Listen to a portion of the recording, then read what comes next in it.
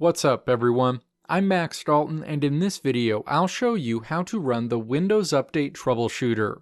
Being able to update Windows on your computer is critical to not just make sure that you have the latest features, but more importantly, to make sure you've got the latest security patches. If you're running into issues with the Windows Update tool on your computer, the first thing you should do to try and resolve it is to run the Windows Update Troubleshooter.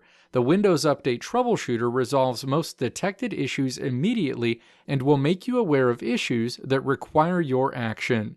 Now let's walk through the steps to run the Windows Update Troubleshooter. Step 1. Navigate to your Windows 11 home screen and then press the Windows and I keys at the same time. The Windows settings screen will be displayed. Step 2. Make sure System is selected in the menu on the left side of the screen. System options are shown on the right side of the screen. Step 3. Scroll down this screen and then click Troubleshoot.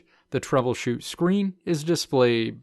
Step 4. Click Other Troubleshooters. The Other Troubleshooters screen is shown. Step 5. Find Windows Update on this screen, and then click Run next to Windows Update. The Windows Update window pops up on the screen, and it will immediately start looking for issues with the Windows Update tool. At the end of this process, you'll see a list of any problems detected.